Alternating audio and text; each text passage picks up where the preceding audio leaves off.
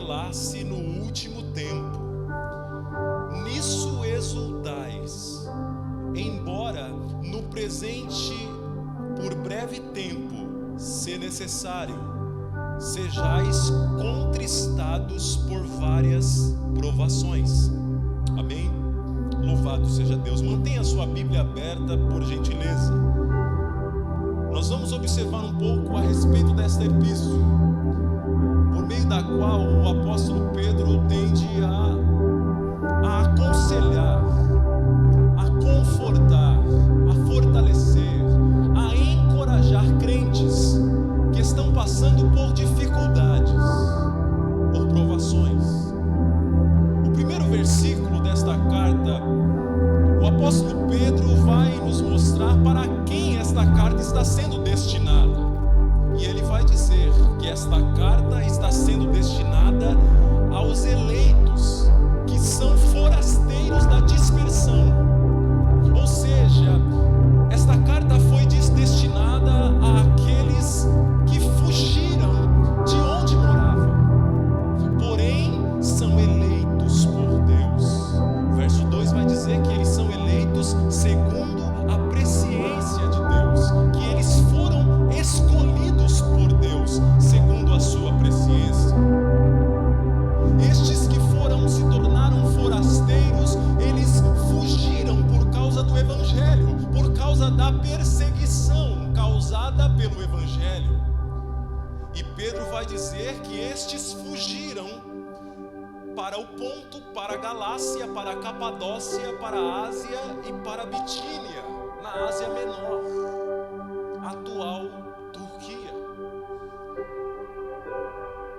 E se nós formos observar no decorrer desta carta, Pedro vai estar sempre expressando que estes irmãos estavam sofrendo perseguições, tribulações, calúnias, difamações e estavam angustiados por conta de tantas provações e dificuldades. Mas Deus levanta Pedro para escrever esta carta para encorajá-los a prosseguir, a irem adiante, a não retroceder, a serem fortes e corajosos nesta caminhada árdua. E assim Deus traz para nós aquilo que somos eleitos de Deus. Você, querido, foi escolhido por Deus. Efésios vai dizer que nós fomos escolhidos por Deus antes da fundação do mundo. Antes que Deus criasse os céus e a terra, Ele já olhava para você e já te escolhia em Cristo Jesus. E então Pedro começa a falar para esta igreja que Deus era bendito. Ele começa com um louvor de adoração a Deus. E ele diz: bendito é o Deus e Pai de nosso Senhor Jesus Cristo, que segundo a sua muita misericórdia, não há outra razão a não ser a misericórdia do Senhor. Porque as misericórdias do Senhor são a causa de não sermos consumidos. Porque por causa das suas misericórdias, Ele não retribui a nós conforme os nossos pecados. Ele não derrama sobre nós aquilo que merecemos, a sua ira, o seu juízo, porque somos pecadores. Deus tem muita misericórdia de nós. Tenha consciência disso, querido. Nós não deveríamos estar aqui. Nós não deveríamos estar perto. Nós não deveríamos estar na família de Deus, sendo concidadão dos santos. Nós não deveríamos ser geração eleita, sacerdócio real, nação santa, povo escolhido. Não deveríamos ser. Deveríamos estar abandonados, desprezados, envergonhados. Nós deveríamos ter sido entregues aos nossos próprios pecados. Nós deveríamos ter sido alvo da justiça de Deus, do juízo de Deus, da condenação eterna. Mas Pedro diz que Deus é bendito, Porque em Cristo Jesus, segundo a sua misericórdia, Ele nos regenerou. E aí nós já temos o primeiro ponto, a regeneração. Ele nos regenerou segundo a sua misericórdia. Ele colocou o seu coração em nossa miséria, e com isso nos regenerou, nos tornou uma nova criatura, transformou a nossa vida. As coisas velhas já passaram, eis que tudo se fez novo. Uma nova vida, uma nova família, uma nova natureza, um novo caminhar e um novo destino. Ele nos regenerou. Em sua segunda carta, Pedro vai dizer que Ele nos tornou participantes da sua natureza divina, e nos deu tudo o que diz respeito à vida e à piedade. Ele nos regenerou por causa da sua muita misericórdia. E a nossa regeneração, ela se dá quando? Mediante a ressurreição de Jesus Cristo dentre os mortos. Todo aquele que hoje está em Cristo foi sepultado com Cristo pelo batismo na morte, e ressurgiu com Cristo em sua ressurreição para uma novidade de vida. Quando Jesus Cristo ressuscita, nós ressuscitamos com Ele para uma novidade de vida, para uma viva esperança, para uma viva esperança. Jesus morreu pelas nossas iniquidades, e Ele ressuscitou para a nossa justificação. E em sua ressurreição, nós que havíamos morrido para o pecado, por meio do pecado, nós ressuscitamos com Ele para uma novidade de vida, onde nós nos tornamos uma nova criatura. Tudo começa aí, querido. Tudo começa aí, na regeneração. Então Pedro agora, no verso 4, ele vai apontar para o final. Vejam que ele começa com o início e já aponta para o final, pulando o meio. Mas o meio ele vai falar no verso 6. Porque a nossa vida cristã, ela é dividida pelo começo, pelo meio e pelo fim. O começo, regeneração. O fim, herança incorruptível, imarcessível, reservada nos céus para nós, e salvação preparada para se revelar no último tempo. Ele é o autor e Ele é o consumador da nossa fé. Ele nos regenerou para uma herança incorruptível.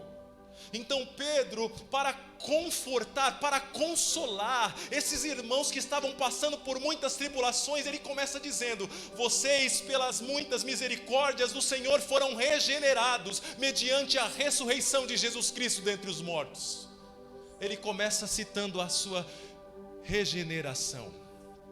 Vocês foram regenerados, vocês nasceram de novo. Se virarmos a nossa página, nós vamos ver no verso de número 23, no mesmo capítulo, que nós fomos regenerados de semente incorruptível pela palavra de Deus. A palavra de Deus se manifestou em nossa vida, nos regenerando, nos transformando em uma nova criatura, em uma nova criação, em uma nova humanidade. A palavra de Deus tem esse poder, o poder da regeneração, o poder de transformar seres humanos. A palavra de Deus tem esse poder. E ao falar da regeneração para uma viva esperança, Pedro já aponta para o final, para uma herança incorruptível, sem mácula, imarcessível, reservada nos céus para vós outros. Muitos desses cristãos, ao serem perseguidos, tiveram seus bens espoliados, como diz em Hebreus capítulo 10. Tiveram seus bens saqueados. Aqueles que perseguiram esses cristãos roubaram tudo o que eles tinham. Eles ficaram sem nada, apenas com a roupa do corpo, e fugiram para salvarem a sua vida. E ao fugirem não tinham mais nada, eles tinham que aprender a viver para onde eles foram. Mas Pedro vai dizer que eles possuem uma herança que está reservada nos céus, porque eles foram regenerados, porque eles se tornaram uma nova criatura, e agora eles fazem parte de uma nova família, e eles têm um novo pai. E este pai é dono de todas as coisas. E este pai é dono de uma grande e rica herança que está reservada nos céus. Quando éramos do mundo, quando estávamos no pecado, quando éramos filhos do diabo, que herança tínhamos? Tínhamos um salário, porque o salário do pecado é a morte. Nós tínhamos um salário quando não éramos filhos de Deus, quando éramos por natureza filhos da ira, quando éramos filhos do diabo, como Jesus fala aos judeus em João capítulo 8, éramos filhos do diabo. Que herança tínhamos? A nossa herança era a condenação eterna, a nossa herança era a morte, a nossa herança era a corrupção, era o sofrimento eterno. Embora pudéssemos nessa vida galgar muitas riquezas, sermos pessoas importantes, influentes na sociedade e famosas, mas estando nós no pecado, a nossa herança seria a condenação eterna, o lago que arde com fogo e enxofre, ou como diz Daniel 12:2, vergonha e desprezo eterno. Era isso que nós tínhamos com o nosso antigo pai. Mas ele nos regenerou para uma viva esperança, para uma herança reservada nos céus para nós outros. Querido, você é herdeiro, você é filho de Deus, você é herdeiro de uma herança incorruptível, inacessível, imaculada, e que está reservada nos céus. Reservada nos céus, não há como você perder essa herança. O céu não fale, está guardada, a sua herança está guardada. Você é herdeiro porque você é filho de Deus, você é herdeiro porque você foi regenerado. Então Pedro vai apontar para o final. Quer uma palavra melhor de consolo? Pedro poderia muito bem falar: Deus vai dar vitória para vocês, Deus vai colocar vocês assentados entre os príncipes dos povos, Deus vai mudar o quadro da história de vocês. Vocês fugiram para aí, mas aí vocês vão possuir por herança essa terra onde vocês estão. Aí vocês vão constituir família, as famílias de vocês vão crescer, vai ser muito numerosa, vocês vão conquistar. Pedro não vem com essa teologia da prosperidade atual, ele vem com uma outra teologia da prosperidade, uma teologia das escrituras sagradas, uma teologia da verdadeira prosperidade. A prosperidade verdadeira, a prosperidade eterna, de uma herança reservada nos céus para nós. Então ele aponta já para o final, ele mostra o início e ele mostra o final, porque o meio eles já estavam vivendo. Ele olha para o passado e diz: vocês foram regenerados, e ele olha para o futuro e diz: vocês vão ser salvos, e a salvação de vocês já está prestes a se revelar no último tempo. Está pertinho, está pertinho, está pertinho. A salvação de vocês está pertinho, está pertinho. E é nessa salvação que está prestes a se revelar que vocês vão herdar esta herança que está reservada nos céus para vocês. E ele diz: e nisso exultais. Pedro agora vai ligar a salvação que está prestes a se revelar no último tempo com o momento atual da igreja. E ele diz: nisto exultais, nesta salvação, nesta herança, vocês exultam, vocês se alegram com uma alegria extraordinária ao pensarem que vocês foram regenerados para uma viva esperança e que vocês possuem uma herança incorruptível reservada nos céus. e que essa salvação já está prestes a se revelar, nisto exultais, nisto vocês se alegram sobremaneira. Você se alegra com a salvação do Senhor? Você tem a alegria da sua salvação? Você pensa no céu? Você almeja o céu? Você deseja a herança? Você deseja ir para o céu? Você deseja a volta de Cristo? Você deseja isso? Você se alegra com a salvação do Senhor? Então Pedro diz: vocês se alegram. Ele não está dizendo nisto vocês devem se alegrar. Ele não está exortando a igreja a se alegrar nessa salvação. Ele diz: nisso vocês se alegram. É motivo da vossa alegria a salvação que está prestes a se revelar, que vem trazendo com ela uma herança reservada nos céus. Nisto vocês se alegram. É uma marca da igreja, a alegria. E esta alegria da igreja está fundamentada em Cristo e em sua salvação. A alegria da igreja não está pautada nas coisas terrenas, no momento, na circunstância, nas pessoas, nos bens materiais, na conta bancária, no carro, na casa. Não está pautada nestas coisas. A alegria da igreja está pautada em Cristo Jesus e em sua salvação que está prestes a se revelar. Por isso que aos Filipenses Paulo vai dizer: alegrai-vos sempre no Senhor. Outra vez digo, alegrai-vos. Nós vamos ver em Gálatas capítulo 5, no verso 22, que a alegria faz parte do fruto do Espírito. A alegria na vida do crente é produzida pelo Espírito Santo de Deus. E o Espírito Santo, ele é o penhor da nossa herança. O Espírito Santo é quem produz a alegria na vida do crente. Não são as circunstâncias. As circunstâncias são adversas, mas o crente continua alegre. Isso causa espanto e admiração nas pessoas que estão à sua volta.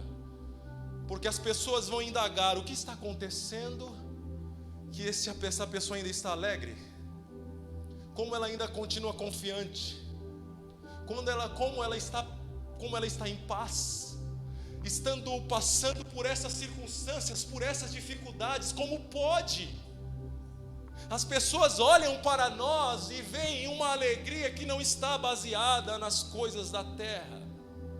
Nós nos alegramos sim com aquilo que conquistamos. Nós nos alegramos sim quando nós conseguimos nos desvencilhar de circunstâncias difíceis, de enfermidades, de desemprego. Ficamos contentes e glorificamos a Deus por isso. Mas ainda que a videira não floresça, ainda que não haja fruto na vide, ainda que o fruto da oliveira minta e não haja vacas nos currais, ainda assim eu me alegrarei no Senhor e exultarei no Deus da minha salvação, porque o Espírito Santo de Deus em nós se manifesta, ele flui, ele age e ele produz isso em nós, essa alegria. Queridos, seja alegre. Seja alegre. Deixe o Espírito Santo fluir na sua vida. Não fique olhando para as circunstâncias. As circunstâncias são passageiras e ela vem trazendo consigo um propósito. E aí Pedro vai dizer que, logo no verso 7, que o propósito das provações são provar a nossa fé. E para redundar, quando a nossa fé é aprovada, vai redundar em louvor, honra e glória no dia da revelação de Cristo Jesus. Então Deus tem propósitos em cada circunstância da nossa vida. Você não está largado, você não está abandonado às circunstâncias. Deus continua com você em meio às circunstâncias difíceis. Ele traz as circunstâncias difíceis sobre a sua vida. Ele quer te transformar, Ele quer forjar o seu caráter, Ele quer te moldar por meio das circunstâncias. Ele tem propósito nelas. Está tudo nas mãos do Senhor. E ele vai dizer no verso 6: nisso exultais, embora no presente, por breve tempo, se necessário, sejais contristados por várias provações. Então Pedro vai trazer a realidade à igreja. No presente tempo, se necessário, sejais contristados com várias provações. E era realmente isso que estava acontecendo com a igreja. Eles estavam passando por muitas provações. Mas Pedro vai dizer que essa provação é por breve tempo, se necessário. Essas provações são por breve tempo, elas vão passar. Elas não permanecerão para sempre na vida do crente. Ela tem um prazo de validade. E ela tem um propósito. O propósito está no verso 7, que uma vez confirmado o valor da vossa fé é muito mais preciosa do que o ouro perecível, mesmo apurado por fogo, redunde em louvor, glória e honra na revelação de Jesus Cristo nosso Senhor. Há um propósito nas nossas provações. As provações são reais, existentes, e vão vir sobre nós. Jesus disse: no mundo tereis aflições, mas tende bom ânimo, eu venci o mundo. Mas Paulo vai dizer aos romanos que as tribulações do tempo presente não são para se comparar com a glória que em nós há de ser revelada. É incomparável a glória que em nós há de ser revelada com as provações e as tribulações que passamos aqui. Então nós precisamos nos sentir seguros, nos enxergar seguros. Olha o verso 5: as provações não nos vencerão.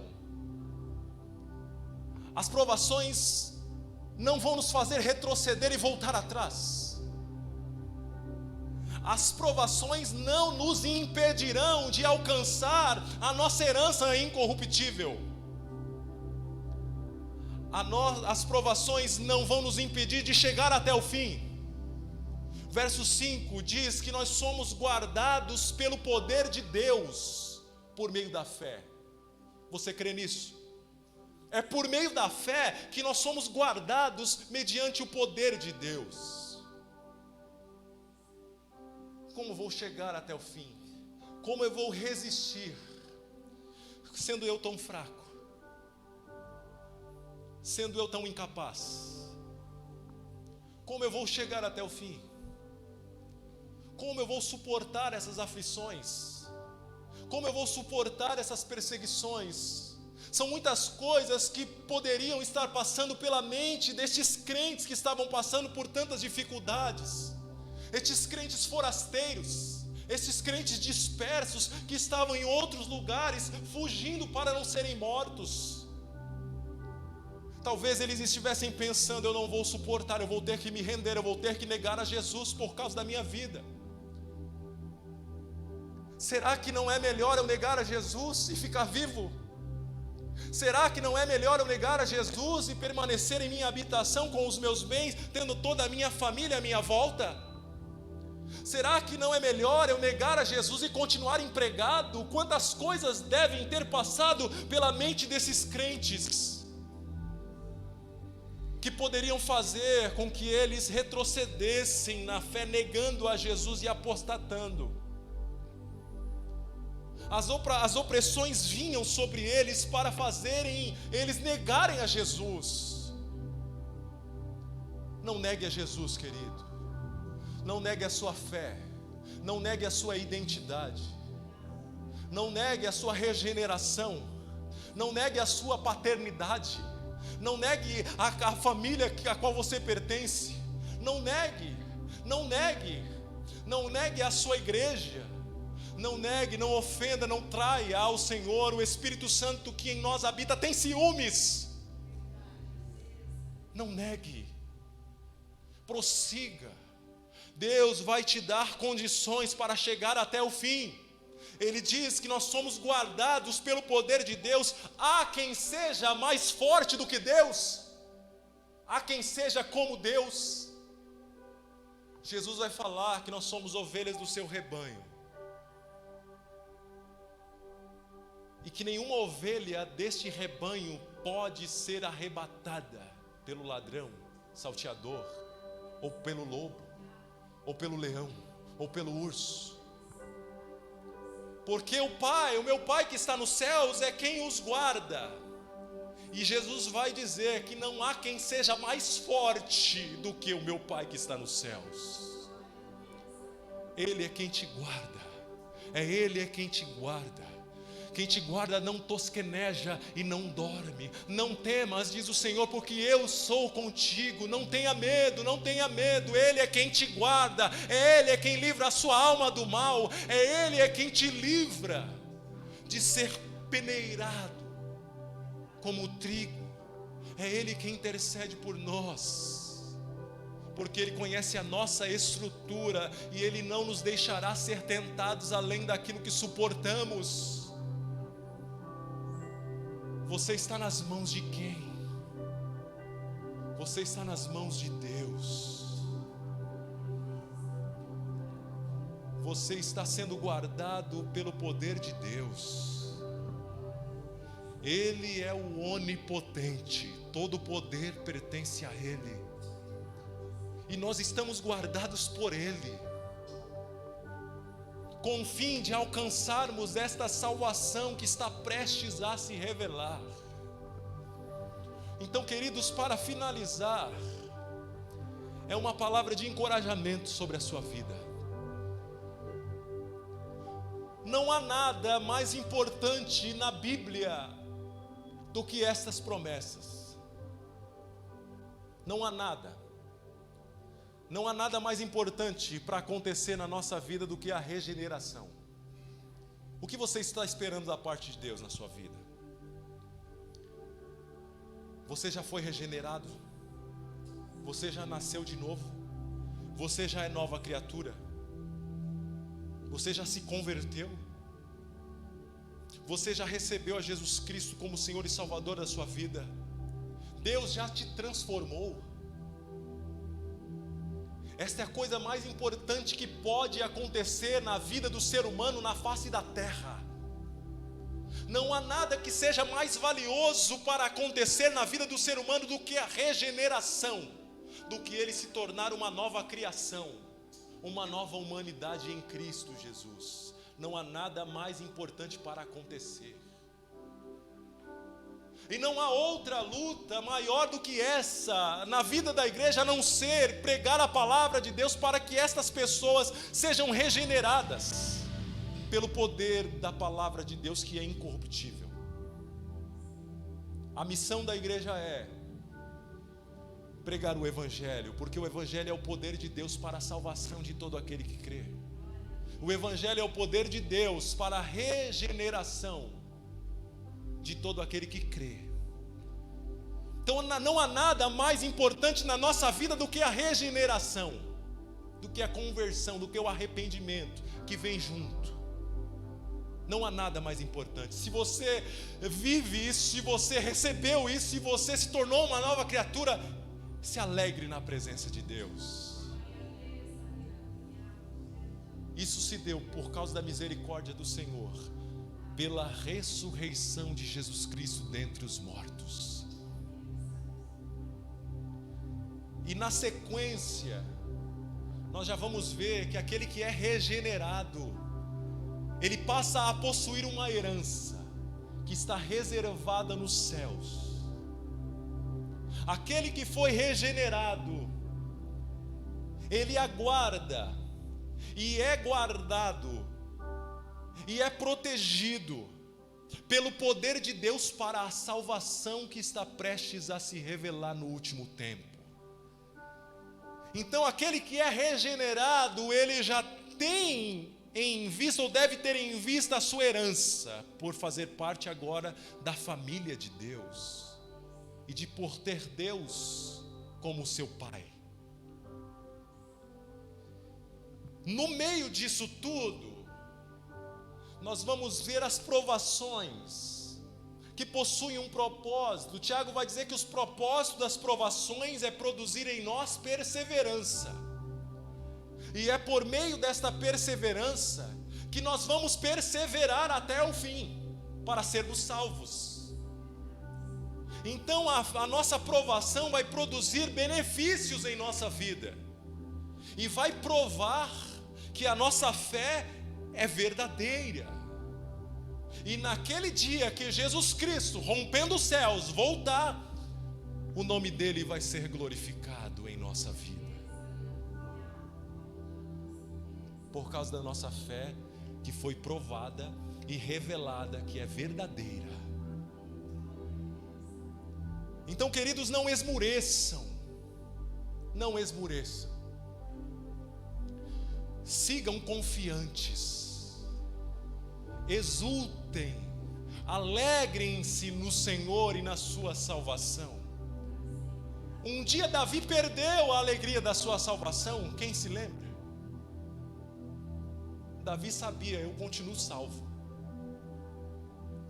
mas eu perdi a alegria da minha salvação.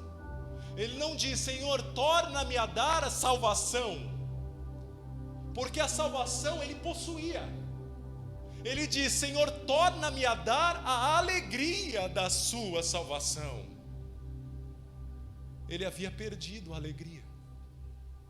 Quantos crentes cabisbaixos, quantos crentes desanimados, depressivos,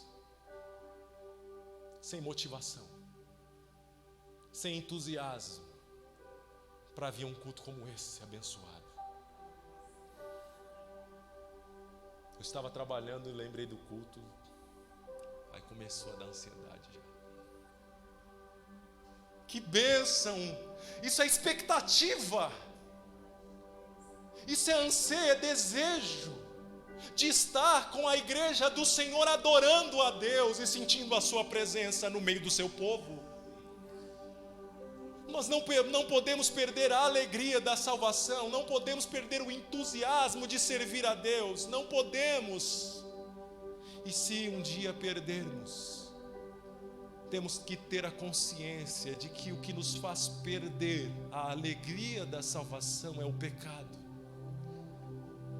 Precisamos voltar e nos lembrar de onde caímos, e nos arrepender, e voltar à prática das primeiras obras. Examine-se nesta manhã, faça um check-up na sua vida. Como está o seu ânimo? Como está a sua alegria? Como está o seu entusiasmo? Como você veio a este culto? Arrastado, obrigado, com muitas coisas na mente, pensando: talvez vão me cobrar porque eu não fui no culto. Hoje eu não tenho desculpa, eu tenho que ir. Se você se encontra deste modo, ore ao Senhor, faça um check-up, um exame na sua vida espiritual, olhe para trás e reflita sobre os seus dias, e lembra-te de onde caíste, e se arrependa, e ore como Davi: Senhor, torna-me a dar a alegria da tua salvação. Eu confio, Senhor, que sou salvo. Eu olho para trás e me lembro que fui regenerado. Eu olho para frente e consigo enxergar a herança que possuo, mas no momento eu me encontro desanimado, triste, desmotivado. Senhor, torna-me a dar a alegria da tua salvação. O crente, ele precisa exultar. Pedro vai falar ainda que o crente deve se alegrar na salvação que está prestes a se revelar. Está prestes a se revelar. Paulo vai falar aos Romanos que a nossa salvação hoje está mais próxima do que do dia em que aceitamos a fé. Como nós estamos vendo, os dias estão se findando, as profecias estão se cumprindo, Cristo está às portas. A nossa salvação está prestes a se revelar. O que precisa mais acontecer? O que precisa mais acontecer? Nós estamos caminhando para os últimos dias, mas são os últimos dias da igreja na face da terra, mas são os últimos dias da igreja militante na face da terra, porque as coisas não vão acabar, ainda haverá coisas para acontecer. A igreja será arrebatada no abrir e fechar de olhos, será transformada à semelhança de Cristo. A grande tribulação acontecerá. Cristo reinará na terra sobre as nações e as regerá com vara de ferro. Cristo voltará e se assentará no trono de Davi, seu pai. Vejam que a igreja será arrebatada, transformada, mas as coisas não vão acabar. Ainda há o tempo em que o juízo de Deus será derramado sobre a face da terra. Deus derramará sua ira. Deus julgará as nações. Cristo voltará e governará sobre todos os povos. Naquele dia, um só será o rei, um só será o Senhor sobre toda a terra, e o nome dele será Jesus Cristo, Senhor. Ele se assentará no trono de Davi. Todas as nações deverão comparecer a Jerusalém para prestar-lhe cultos. Todas as nações deverão seguir as suas leis. E a nação que não seguir as suas leis, e as nações que não subirem a Jerusalém para prestar-lhe cultos, receberão punições. Porque naquele dia, justiça e juízo, assim como hoje, serão as bases do seu trono. Ele regerá as nações com vara de ferro. Ele voltará para reinar. Cristo está voltando. Ele está voltando. Se prepare. Se prepare. Nos preparemos para este grande dia. Ansiemos este grande dia. Tenhamos expectativa por este dia. Que Deus abençoe a tua vida, querido, em nome de Jesus. Que a igreja se coloque de pé.